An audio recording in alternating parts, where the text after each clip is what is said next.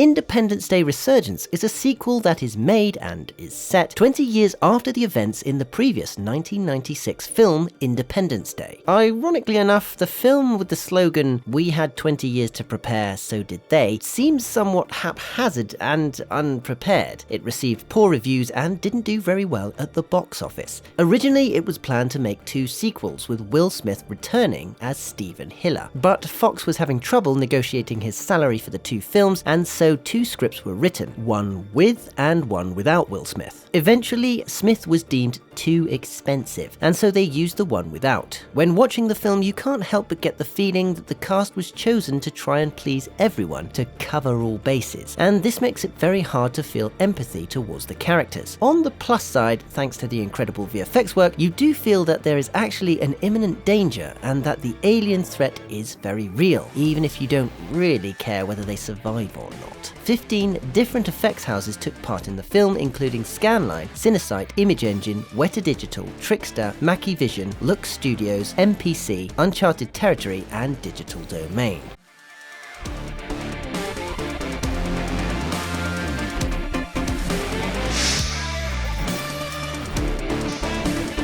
Director Roland Emmerich wanted the aliens to have the same iconic look and feel as the aliens from the 1996 film because he felt that it would bridge the 20-year time gap and add believability to the creatures. So the VFX team worked on 2 different types of aliens, the colonists and the soldiers. Both were based on the practical puppets made in the 1996 film, but in this film they would be fully CG.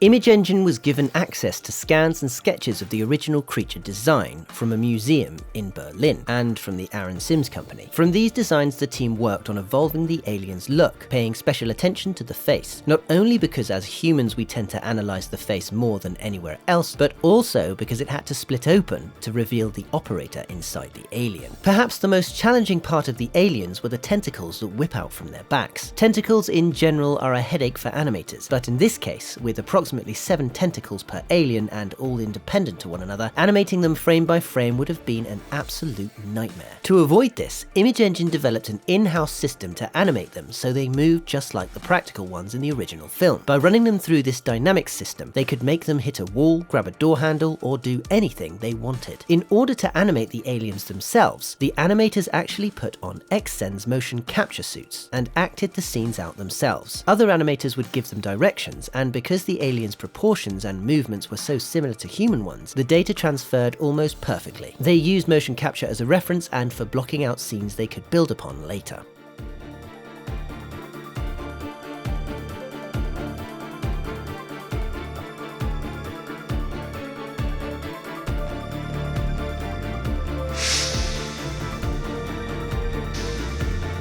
Weta Digital was given the task of creating the Alien Queen, building Area 51, and supplying the shots involving the 2. The Alien Queen appears in 2 different ways in the film. Firstly, within the Mothership, when she's a 140 feet tall, 4-limbed character, and later when she's an even bigger 220 feet tall character after she gets inside her biochemical eco-suit and heads out to battle. The brief the team was given was to make the Queen unlike any other standard alien monster. She was to be otherworldly, but not monstrous. Alien and yet strangely beautiful. In the end, they decided to give her 2 different surface types, one a bony exoskeleton and the other a translucent gel substance, so you could glimpse her internal organs and fluids moving. Due to her design, Weta didn't have the option of using the Queen's face to show emotion, so they opted to use her tentacles to emote instead, much like a cat's tail does. Slow wavy movement meant she was calm and in control, and quick whip-like movements meant she was stressed and angry. A constant that was always on the team's mind throughout the film was scale. They had to keep the Queen's movements slow enough to sell just how massive she was, but fast enough so that she was threatening. When animating her gun, they added a big slow recoil to express the enormity of each shell, and for the Queen's footsteps on the salt-flat deserts and the subsequent dust clouds caused by her footfalls, they had to change the ground interaction sim settings for what would be physically correct to somewhere that gave them a balance between size and agility.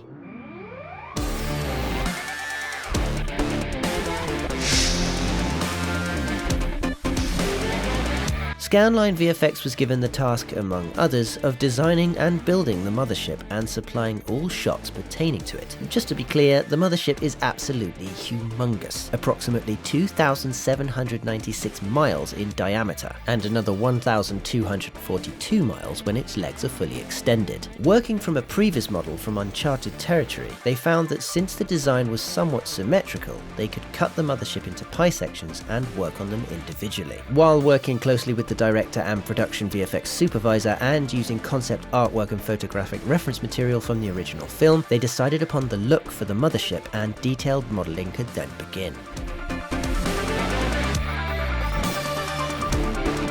An iconic effect they wanted to repeat was the cloud tank effect that they used in the original film, when the alien ship enters Earth's atmosphere. However, since the alien ship in this movie was so much bigger than the original, the cloud tank effect in this film had to be huge. After 2 weeks of look development, they decided on a look based on the original, but modernizing it using the latest simulation technology. Going for realism, the team decided to simulate the effect in one giant simulation. The challenge was that it had to interact with the mothership itself, city pieces that the mothership was sucking up, and everything else that was going on in the scene, and be of a high enough resolution to have the necessary detail. The result was a gigantic up to 10 terabytes of data per sim. By using their in-house fluid simulator Flowline, they were able to distribute the simulation over up to 16 render nodes, making sim time manageable. But even so, the bigger sims took up to 2 minutes per frame.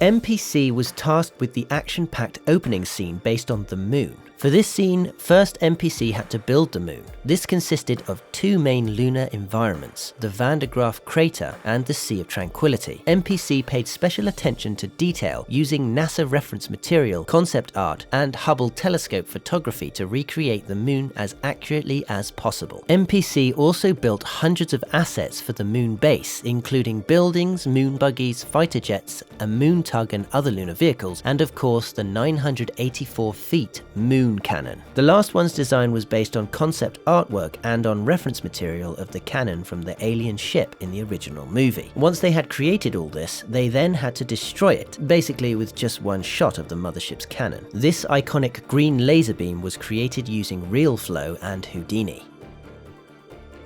When the mothership plows into the moon's surface, lunar dust and debris are thrown up. MPC actually researched the properties of the moon's surface and studied samples of lunar rocks to ensure their simulations were at least geologically similar. The live-action plate from this scene was shot in front of a blue screen with Liam Hemsworth and Jeff Goldblum hanging on wires to emulate the gravity difference. But when the destruction starts, both actors were replaced with full digidoubles created from photographs and digital scans of the actors.